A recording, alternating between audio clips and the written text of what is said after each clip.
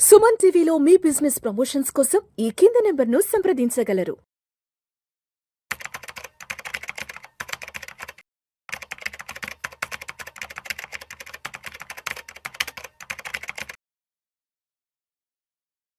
Hello everyone.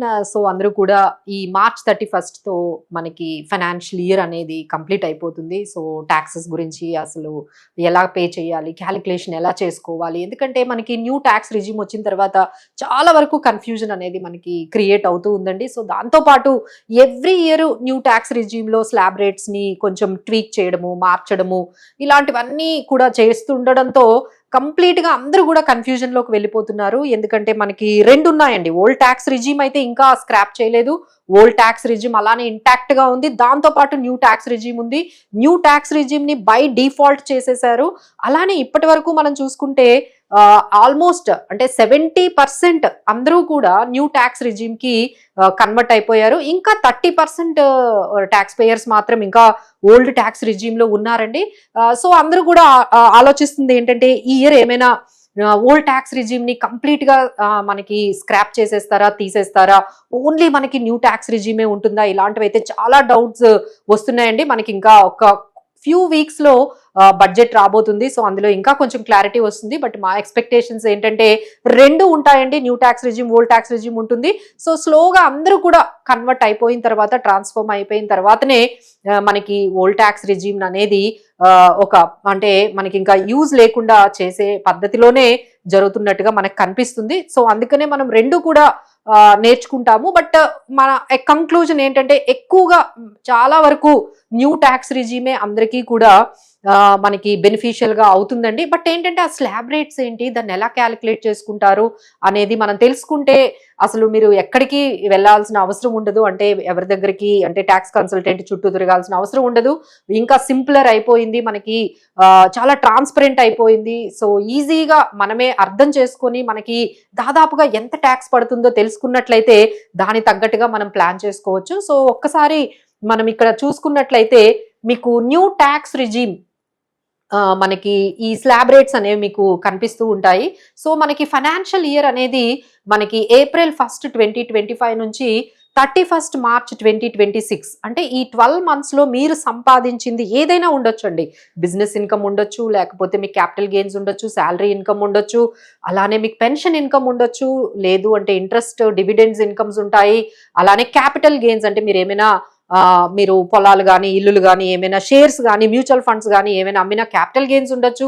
So ఇలా రకరకాల incomes అన్నిటినీ మనకి టోటల్ అంటే గ్రాస్ టోటల్ ఇన్కమ్ అంటారు. ఈ గ్రాస్ టోటల్ ఇన్కమ్ కి మనం ఈ విధంగా మనకి ఎగ్జంప్షన్స్ అనేవి మనకి అప్ టు 12 lakhs వరకు మనకి ఈసారి ఎగ్జంప్షన్ అనేది ఇచ్చారు. సో చాలా మందికి డౌట్ వస్తుంది, సో ఈ రిబేట్ అనేది ఒక్కసారిగా అంటే 12 lakhs దాటితే మనకి ఏమైనా ట్యాక్స్ పడుతుందా అంటే లేదండి. 12 lakh అంటే 12 lakh తో పాటు 75,000 వరకు కూడా మీకు స్టాండర్డ్ డిడక్షన్ ఇచ్చారు సాలరీడ్ ఎంప్లాయీస్ కి. సో మీకు 12,75,000 ఎస్పెషల్లీ సాలరీడ్ ఎంప్లాయీస్ కి మీ ఇన్కమ్ కానీ మీకు ఆ బిలో ఉన్నట్లయితే మీరు ఎటువంటి ట్యాక్స్ పే చేయక్కర్లేదు. బట్ ఒక్కసారిగా మీకు ఎప్పుడైతే 13 lakhs 14 15 lakhs అవుతుందో అప్పుడు ఇమీడియట్ గా మీరు ఈ స్లాబ్ రేట్ల ప్రకారం ట్యాక్స్ కట్టాలి. అంటే ఎవరెవరైతే ఈ వీడియో చూస్తున్నారో ఎవరికైతే బిలో 12 lakhs అంటే సాలరీడ్ ఎంప్లాయీస్ కి 12,75,000 ఉంటుందో వాళ్ళు ఎవరు కూడా వర్రీ అవ్వాల్సిన అవసరం లేదు. వాళ్ళు ట్యాక్స్ బ్రాకెట్ లోకి రారు. బట్ ఎవరికైతే 14 lakhs 15 lakhs ఉంటుందో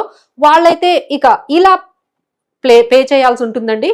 సో అప్ టు 4 lakhs వరకు నిల్ ఉంటుంది, 4 to 8 lakhs వరకు 5% ఉంటుంది, 8 to 12 lakhs వరకు 10%, 12 to 16 lakh 15%, and 16 to 20 lakhs 20%, 20 to 24 lakhs 25%, and above 24 lakh 30% అండి. సో అందరూ ఆలోచిస్తుంది ఏంటంటే మిడిల్ క్లాస్ వాళ్ళు ఈసారి ఈ 30% బ్రాకెట్ ని ఇంకొంచెం మనకి పెంచుతారు. అంటే ఈ 24 lakhs కన్నా ఇంకా ఎక్కువ ఇన్కమ్ ఉన్న వాళ్ళందరూ కూడా ఇంకొంచెం 25% లోకి వచ్చేటట్టుగా ఎక్స్పెక్ట్ చేస్తున్నారు. కొంచెం ఇంకేమైనా అట్రాక్టివ్ గా ఈ ఇయర్ లో మనకి ఈ స్లాబ్ రేట్స్ అంటే ఎవరికైతే ఈ హైయెస్ట్ బ్రాకెట్ లో ఉన్నారో వాటికి ఏమైనా చేంజెస్ ఏమైనా వస్తాయా అని ఎక్స్పెక్ట్ చేస్తూ ఉన్నారు. సో అందరూ కూడా బడ్జెట్ ని గమనించే ముందు కొంచెం ఇవి అర్థం చేసుకుంటే మీకు బడ్జెట్ లో ఏమైనా చేంజెస్ వస్తే వెంటనే మీరు కనెక్ట్ అవ్వగలుగుతారు.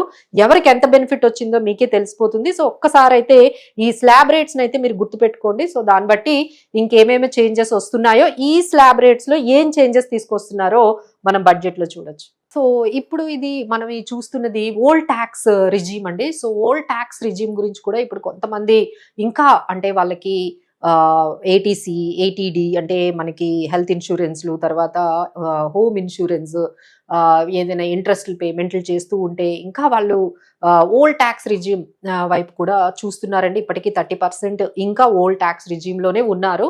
సో వాళ్ళకి ఒక్కసారి మనకి ఈ ఓల్డ్ ట్యాక్స్ రిజీమ్ గురించి మనం ఆలోచించినట్లయితే ఇక్కడ మనకి 3 డివిజన్ అనేది మనకు కనిపిస్తుందండి. అన్లైక్ న్యూ ట్యాక్స్ రిజీమ్ లా కాకుండా ఇక్కడ బిలో 60 ఇయర్స్ వాళ్ళకి, తర్వాత 60 to 80 ఇయర్స్ ఉన్న వాళ్ళకి, లోపు ఉన్న వాళ్ళకి, 80 ఇయర్స్ అంటే సూపర్ సీనియర్ సిటిజన్స్, ఇలా మనకి 3 డివిజన్స్ అయితే మనకి ఓల్డ్ ట్యాక్స్ రిజీమ్ లో ఉన్నాయి. So this is tax slab rates for the individuals below 60 years వాళ్ళకి మనకి అప్ టు 2,50,000 వరకు నిల్ ఇచ్చారు. 2 to 5 lakhs 5%, 5 to 10 lakhs 20% and 10 lakhs above 30%. అదే మీరు సీనియర్ సిటిజన్స్ కి అయితే అక్కడ స్టార్ట్ అవ్వడమే 3 lakhs తో మనకి స్టార్ట్ అవుతుంది.